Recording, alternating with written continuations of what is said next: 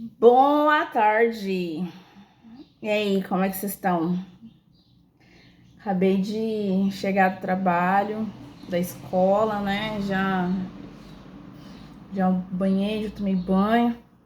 Aí vesti um trajezinho aqui, um traje para poder daqui a pouco ir treinar. Mas eu queria trazer a reflexão dessa semana, né? Eu tava ali almoçando e eu acho interessante compartilhar o que eu pensei quando estava em sala de aula no sexto ano, que segunda-feira é o dia do sexto ano, né? E aí, o que veio, né? O que eu quero pensar hoje sobre a questão da escola ciclada, essa questão de reprova aluno, não reprova. Então, assim, primeiramente, né? Eu não tenho nenhuma leitura científica, né, que prove o quanto que é benéfico ou traga um malefício para a criança não ser reprovada, né? Eu não trabalho no estado, né, mas a gente tem conhecimento aí do que se fala sobre a questão do ciclo nos estados, né, sobre a questão da não reprovação. Se você me perguntar logo de cara sobre isso para mim, eu vou logo dizer que não, eu não sou a favor, né? Mas obviamente eu tô falando isso da minha experiência empírica, da minha vivência, porque eu vim de uma época de um estudo em que se reprovava.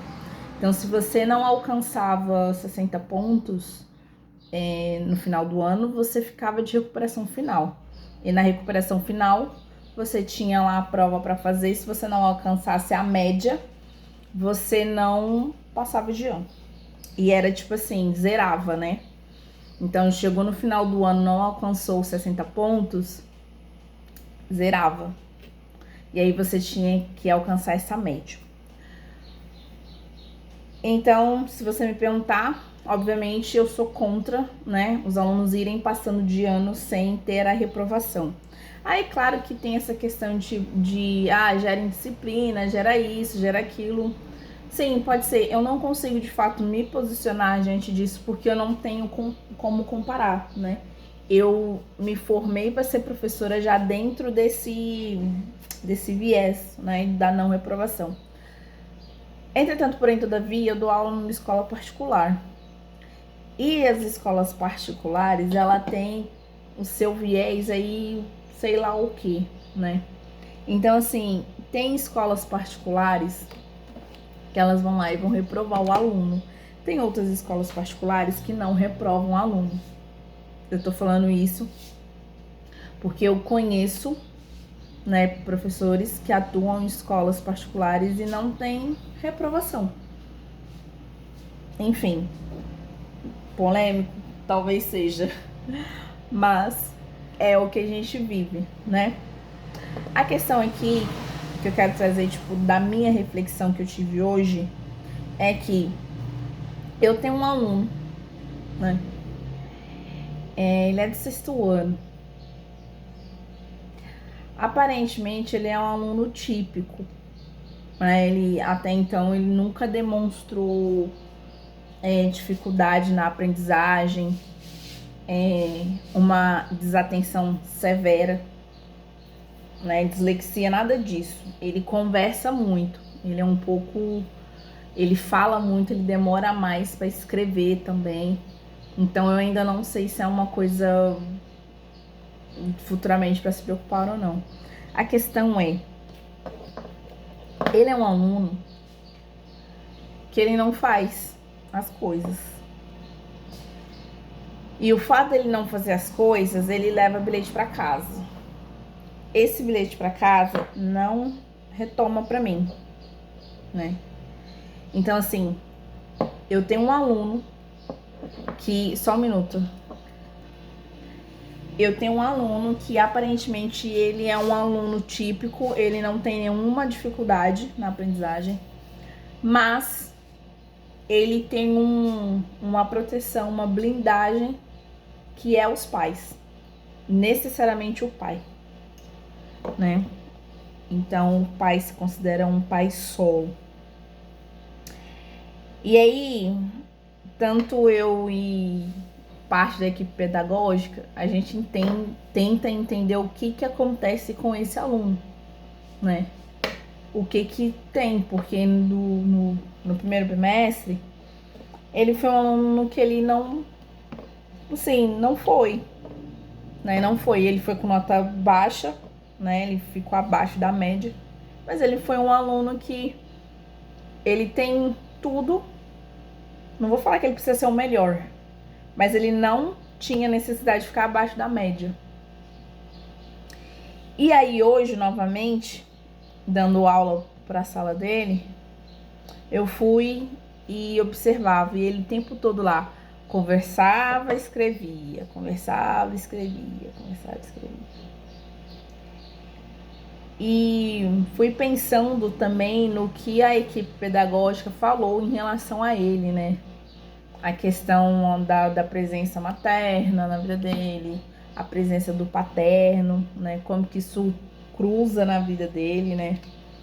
E aí eu cheguei numa... Não vou falar ainda numa conclusão, né?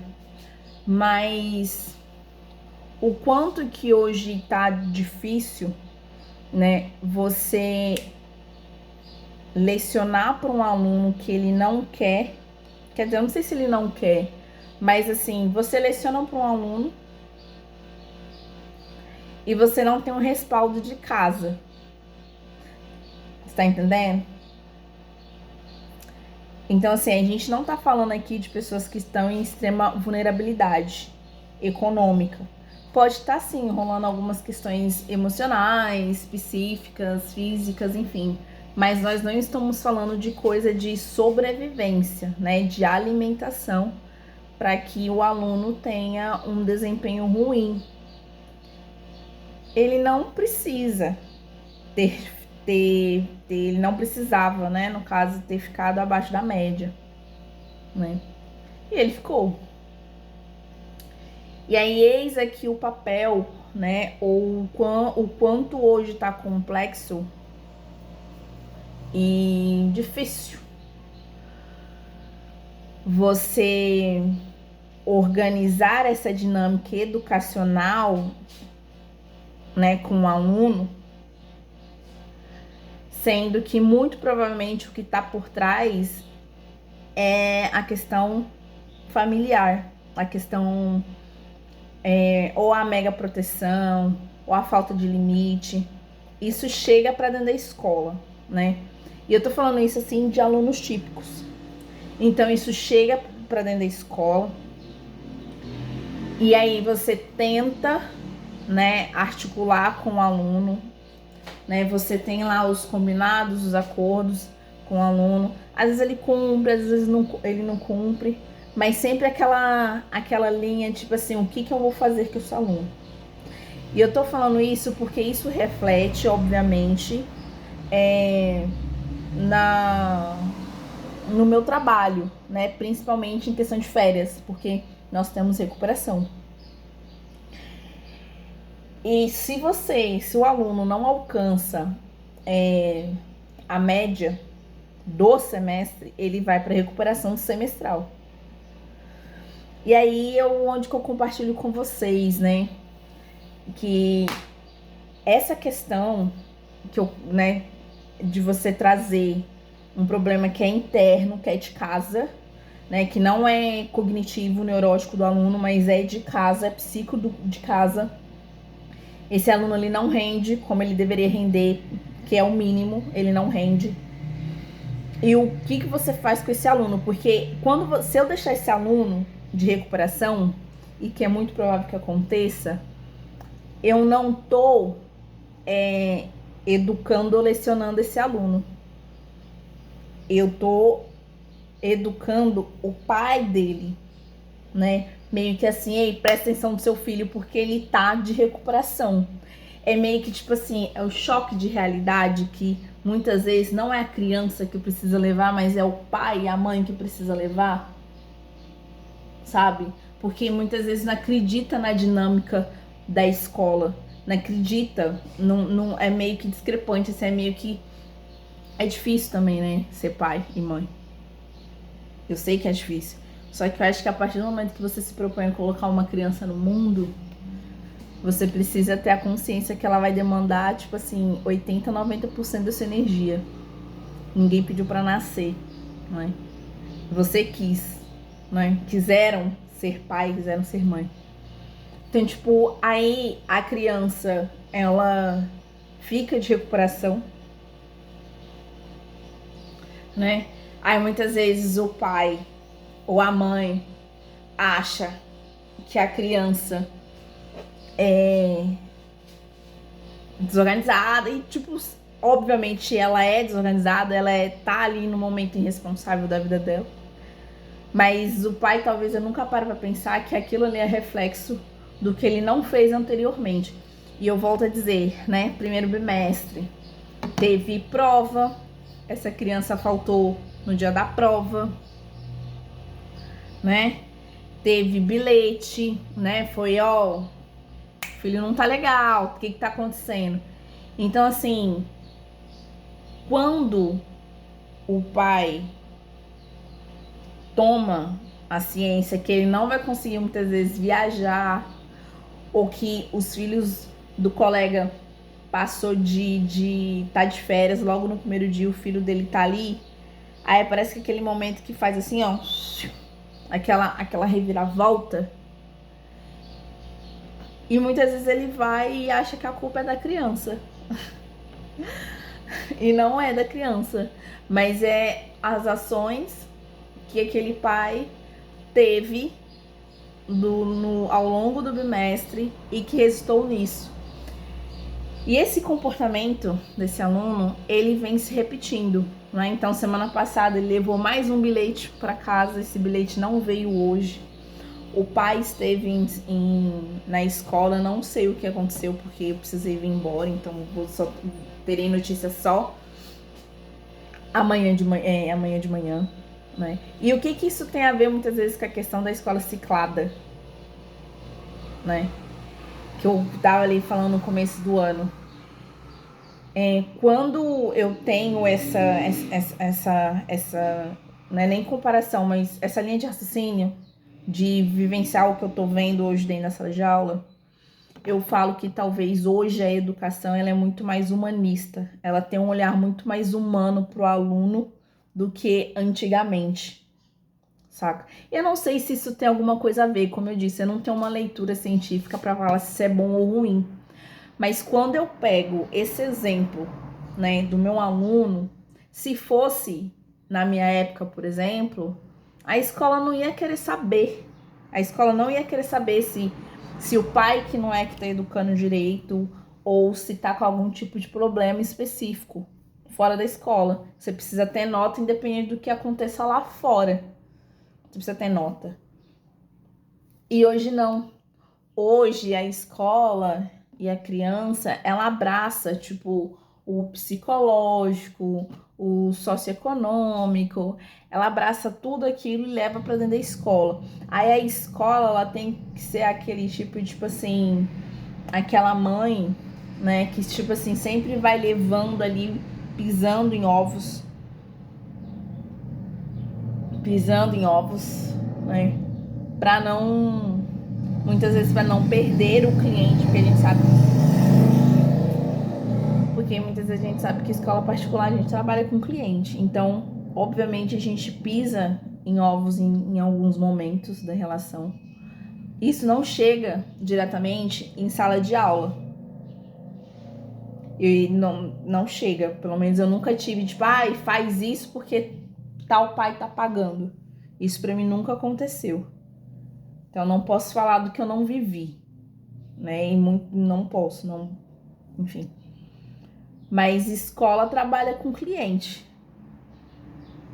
E mesmo ela trabalhando com cliente, eu percebo que tem esse aparato, de você ainda entender o que vem por trás do aluno, né? O que tá por trás dele. Não é só uma questão de nota, né? Ai, ele tá aqui sem... a nota dele tá ruim.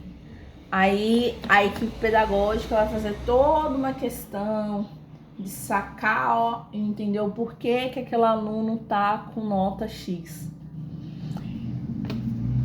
Então, resumindo, não sei se é bom, se é ruim, mas acredito que essa ideia da escola ciclada, ela trouxe um pouco de humanidade ou humanização ao ensino, né? Eu acho que, obviamente, não precisava acabar com a reprovação, porque eu acho que talvez isso de médio a longo prazo, né, em grande escala, obviamente, é prejudicial, né? Mas quando a gente começa a pensar que tem outras coisas, né, além, né, daquela nota daquele aluno, a gente já fica meio assim, uai, o que tá acontecendo? Mas, infelizmente, até o final do bimestre, se esse aluno não mostrar melhora, ele será punido para que os pais percebam o que ele está fazendo com o filho dele. Olha só que doido, olha a volta que eu preciso dar, né? Então, muitas vezes aqui eu não tô falando de lecionar com a criança, né? Porque é igual eu estou falando. As atividades que me foram entregues, você não percebe, né, algo totalmente discrepante que não tá para a idade dele, sexto ano. Então ele consegue captar as coisas.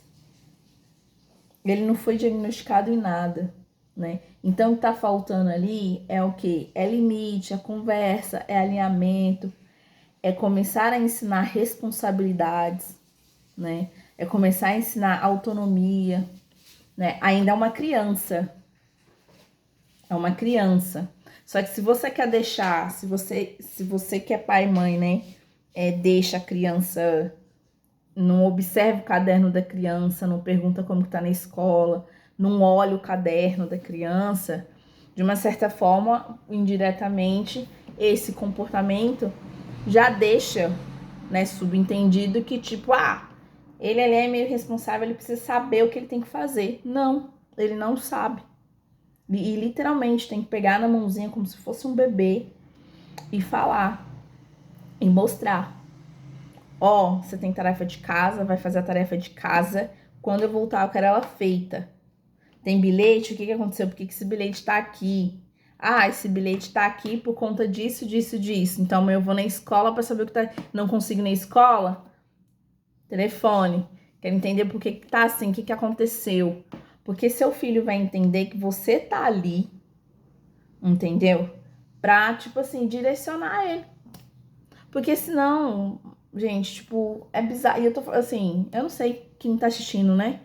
O canal é novo, então eu não sei quem, eu não tenho ainda ideia de quem que é o meu público aqui. Eu sei que eu direciono pra professores. E eu falo isso porque eu não sou mãe. Eu sou, como diz, eu sou boadrasta. E eu sou tia, né? E eu percebo isso. O quanto que tem pais que deixa a criança, tipo assim, eu vou começar a te dar autonomia. Beleza, é importante. Mas essa autonomia, ela precisa ser guiada. Ela precisa ser observada. E a criança, ela sabe, a criança não é burra, entendeu? Ela tem ali a cognição dela ali limitada por causa da idade, mas ela começa a entender muitas coisas, sabe? Então, tipo, eu hoje me sinto, né, em referente a esse aluno, que eu vou estar mais educando o pai dele do que o próprio aluno, né? Mas por uma questão de quê? Falta de responsabilidade, né? Comprometimento e falta de limite. E obviamente a criança não aprende sozinha. Alguém tem que mostrar isso para ela. Mostrar, não falar. É mostrar, visual. Mostre o que você não gosta para aquela criança. E aí ela vai captar. Bom, hoje foi aqui mais uma reflexão, um desabafo, né? Do que eu tô achando aí da minha vida enquanto professora. E daqui a pouco eu trago mais coisas aí do meu dia a dia, da minha dinâmica, das minhas reflexões que eu vou trazendo dentro de sala de aula, tendo em vista, né, algumas teorias que eu vou estudando, tá bom? Qualquer coisa, ó, eu já ia falar qualquer coisa, me liga. Enfim, não esquece de deixar aqui o like no canal, porque assim vocês me ajudam a crescer aqui no meu conteúdo. E até o próximo vídeo, até mais!